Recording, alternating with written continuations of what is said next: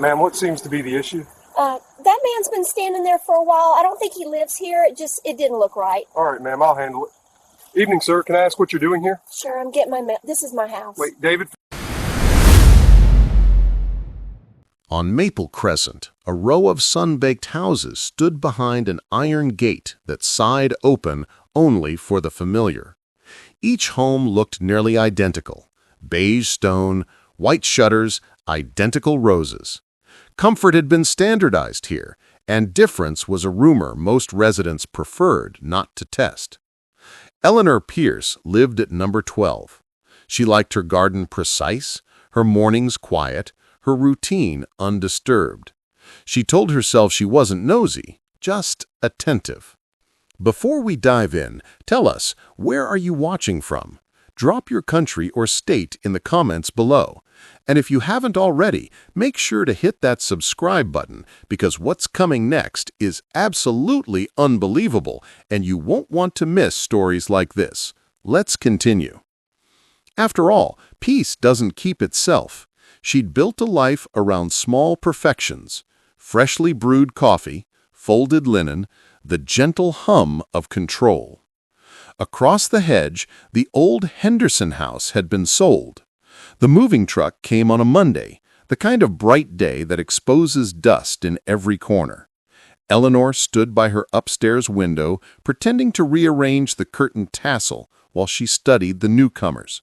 A man, alone, early 30s perhaps. Fit, well-dressed in a plain way, moving boxes with deliberate strength. No wife, no children, no visible chaos. Just silence and boxes marked with handwriting she couldn't read. She told herself it wasn't suspicion. Curiosity, maybe. But curiosity, when left to grow without conversation, can twist into something darker. Days passed. The man kept to himself. She saw him jogging at dawn, heard faint guitar notes in the evening. Once he waved. She hesitated a heartbeat too long before returning it. Something about his calm unsettled her, like a mirror she wasn't ready to face. Then came Friday. The air was still and heavy with the smell of cut grass. Eleanor stepped outside to water her roses when she noticed him kneeling near her side of the hedge, adjusting a small patch of soil. He smiled politely. "Morning," he said. His voice carried warmth, effortless. She nodded, polite but brief. "You're new here." "Just moved in. Name's David." The exchange lasted seconds, harmless. Yet that night, lying awake, she replayed it. Something in her tightened. It wasn't anything he'd done. It was everything she didn't understand about him, the unknown rhythm of someone whose story she hadn't written yet. The next week, a delivery van idled outside his driveway late in the evening. She saw shadows moving, boxes, silhouettes, laughter, maybe friends helping him settle in. But imagination is a tricky author. By the time she closed her blinds, she'd rewritten the scene into something uncertain, something possibly threatening. She began to notice details that didn't exist: a porch light flicking twice, footsteps at odd hours, a car that wasn't his parked for a few nights. Tiny coincidences grew teeth. When she mentioned her worries to another neighbor during morning yoga, the woman shrugged. "Probably nothing. He seems fine to me." But probably nothing didn't settle Eleanor's heartbeat. Fear rarely listens to reason. It listens to the stories that feel safest. One evening, she stood on her porch as twilight fell. David was returning from his jog, sweat on his brow, earbuds dangling. He stopped to tie a shoe near her walkway. The street lamp cast long shadows. For a moment he looked up and their eyes met. She meant to smile, but it came out as stiffness. He nodded gently and moved on. That night she told herself she'd speak to him properly next time, just to clear the air. But instead, she found herself pacing by the window, wondering why a man his age lived alone in such a large house, why he received visitors so rarely, why he looked different from everyone else on Maple Crescent. And when difference is left unexplained, fear fills the silence with its own script. The following afternoon, the neighborhood held its usual rhythm, sprinklers ticking, a lawnmower humming somewhere, a child's bicycle clattering over the curb before a parent's voice called it back. Everything ordinary, everything still. Eleanor tried to focus on her crossword, but her eyes kept drifting to the hedge. She told herself she just wanted to know her surroundings. Safety, after all, was a responsible person's duty. But what she really wanted was reassurance, something to silence that inner noise that whispered, "You don't know him." When dusk came, she noticed lights flickering next door. David's front room, bright one moment, dim the next. She saw a shape move across the window, then vanish. The sound of something metallic echoed faintly, a dropped pan, maybe, or a toolbox. Innocent sounds, yet her pulse quickened. At 9, she walked out onto her porch. The air was cool, faintly sweet with magnolia. From over the hedge came a soft thump and the murmur of a man's voice, low, almost conversational. She couldn't make out words. Curiosity pushed her a step closer. "Everything all right?" she called. The voice paused, then rose. "Evening, Miss Pierce. Just fixing a shelf that fell." She blinked, embarrassed by how relieved she felt at the easy tone. "Oh, of course. Carry on." "Will do. Have a good night." It should have ended there, but unease has its own gravity. By midnight, she was still awake, staring at the ceiling.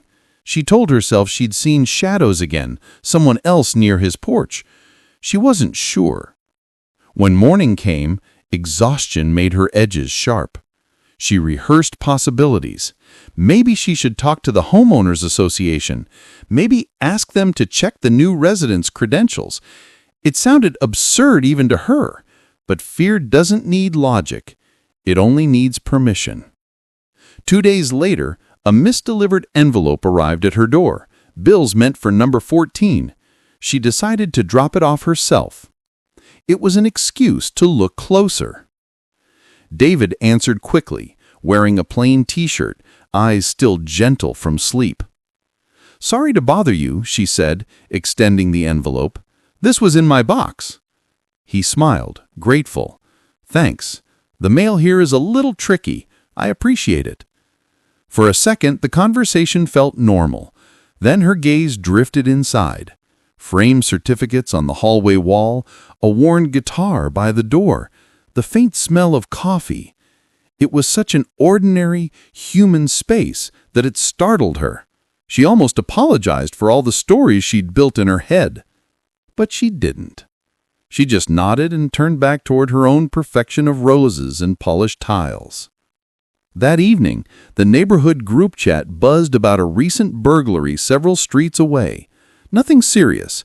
Someone's tools missing, a garage door left open. The thread scrolled past her phone screen, but one line stuck in her mind. "Keep your eyes open for unfamiliar faces." She didn't notice how quickly her thoughts jumped to David. Later that night, when she heard another faint noise, maybe a door, maybe nothing, her heart raced in that old familiar rhythm of certainty masquerading as vigilance. She hesitated, then did something she'd never done before in her 30 years on Maple Crescent. She called for help. The dispatcher's calm voice steadied her only slightly. "Ma'am, what's happening?" "I think someone's in my neighbor's yard," she said quietly. I'm not sure he belongs here." The words were out before she could edit them, and immediately she felt a pang, something that wasn't quite guilt but close.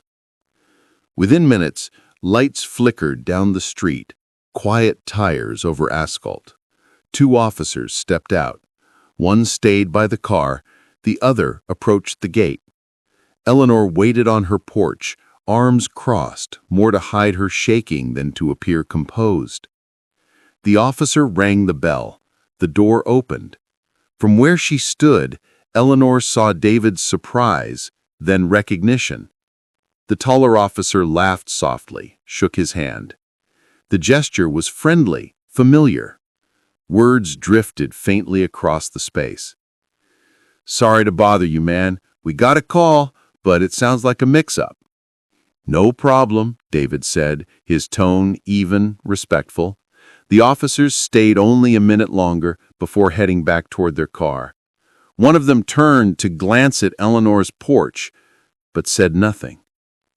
David stood at his doorway for a long moment, then closed it gently. Eleanor's throat felt dry. The night smelled of shame, something sour, unmistakable. She didn't sleep. Morning came too bright.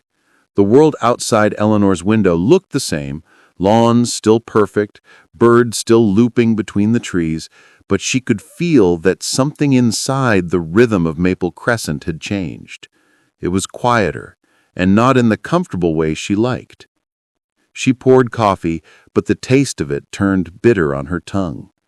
Every few minutes she replayed the scene from the night before, the easy handshake, the quick laugh between the men, the look one of the officers had given her before leaving. It wasn't anger in that look, it was disappointment, and somehow that hurt more.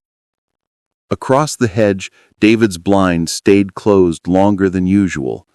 Around noon, she saw him carry a trash bag to the curb. She almost stepped outside. Almost. But the words she needed refused to pass through her pride.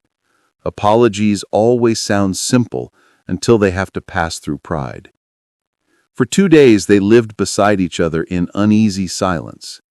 When she heard his car start, she froze halfway down her driveway, waiting for him to leave before stepping out. When he saw her trimming roses, he looked away first. On the 3rd day, the mail carrier left a small package at her door. When she bent to pick it up, she noticed a second box beside it. Plain cardboard, her name written in neat black ink. No return address. Inside was a potted herb plant, rosemary, with a note tucked beneath the soil. "For your garden.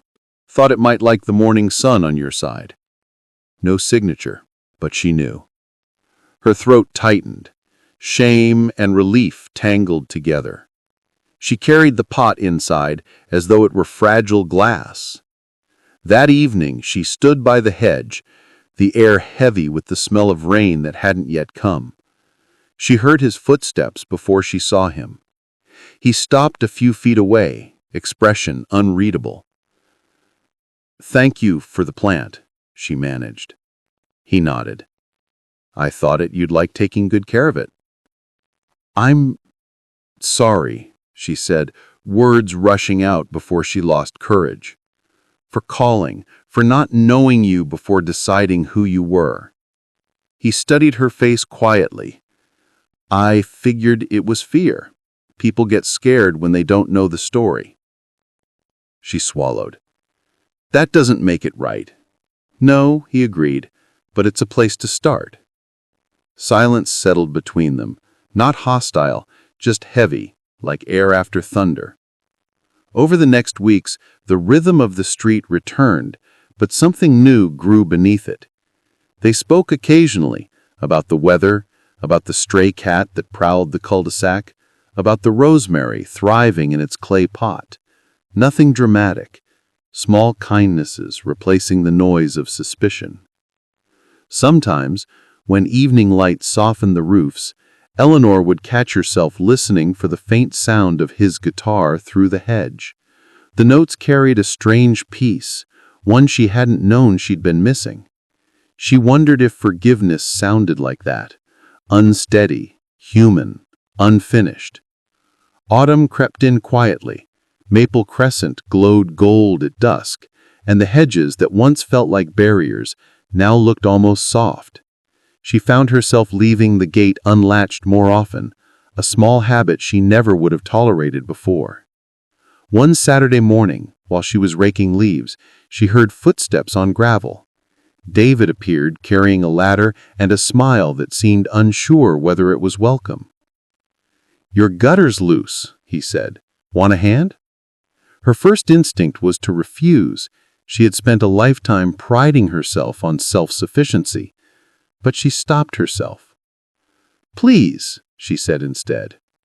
They worked in near silence, passing tools, exchanging small talk that fell into comfortable pauses. The air smelled of damp wood and rosemary. When he finished, she offered tea. He accepted. Inside her kitchen, the light was warm, and for the first time since he'd moved in, she felt no need to measure every word. They spoke about travel, about how the neighborhood changed, about his work restoring old houses in the city. He told her how quiet Maple Crescent reminded him of his grandmother's town, where everyone waved to everyone, whether they knew them or not. Something inside her eased. She realized how little she'd truly seen before, the details of him, of anyone, hidden behind the tidy stories she built to keep the world predictable. Now, with his laughter in her kitchen, those stories seemed small. When he stood to leave, she walked him to the door. "David," she said softly, "I hope you know I've been trying." He gave a small, kind smile. "I can tell." After he left, she lingered by the doorway. Outside, the street shimmered in late sunlight, each house reflecting the next like mirrors in a row. For the first time, she noticed how sameness could blind you to what was beautiful just beyond its edges. Weeks later, the holiday decorations went up. Lights tangled along roofs, ribbons on mailboxes. Eleanor hung a simple wreath, the rosemary tucked among the evergreen branches. She thought of the night she'd mistaken quiet for danger, difference for threat, and how easy it had been to fall into that trap. Fear had built walls faster than she could trim her roses. But understanding was slower. It required patience, humility, and the courage to stay when shame said run. She didn't pretend things were perfect.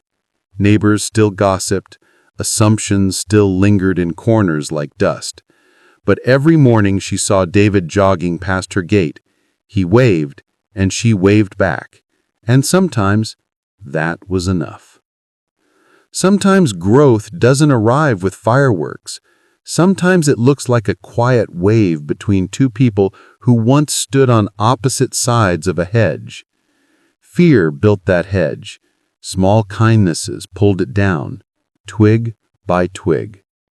We like to think change is sudden, that apologies erase what came before. But real change, the kind that sticks, feels slower, humbler. It's making tea for the neighbor you once misunderstood. It's listening before deciding. It's learning that safety isn't found in sameness, but in seeing each other clearly. If you've ever judged someone before knowing their story, let this be a moment to start again, to look up, to ask, to listen, because every neighborhood, every heart, has fences waiting to be opened. Subscribe to our channel for more interesting videos.